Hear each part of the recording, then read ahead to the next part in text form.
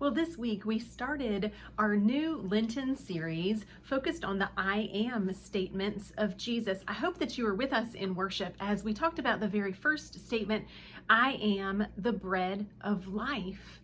I also hope that you picked up one of our Lenten devotional guides so that you can extend that message that you heard on Sunday. And today, as you join me for these couple of minutes, I hope to deepen that message even another step further.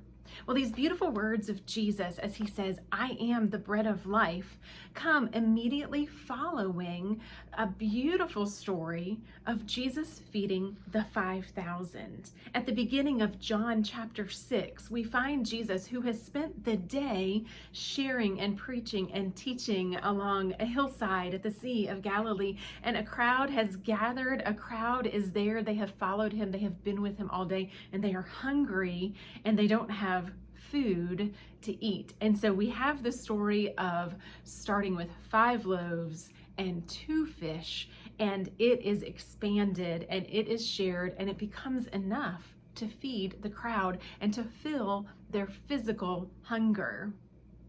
In just a little bit following that, Jesus shares these words, I am the bread of life. There's a tremendous connection right here between Jesus filling the physical needs of the people, which opened the door for him to be able to share the message that he had for them, that he was the true bread of life. Isn't it interesting that that's what we do in the area of missions and outreach as well? We meet physical needs of individuals, and that opens a window, that opens a door to be able to share the love of Christ with them.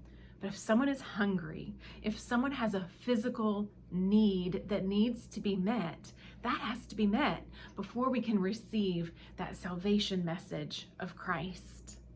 Well, this beautiful story just deepens our understanding of Jesus as the bread of life.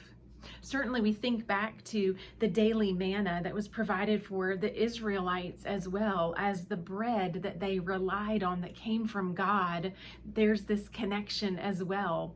And then in the Lord's Prayer, we say the words, give us this day our daily bread. Does that mean fill our physical needs? Does that mean give us the food that we need each day? Maybe.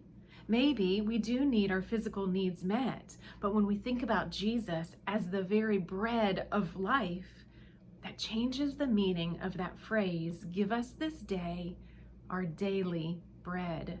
We need to receive Jesus daily into our lives. And I hope in this Lenten season, you are doing just that, receiving the bread of life.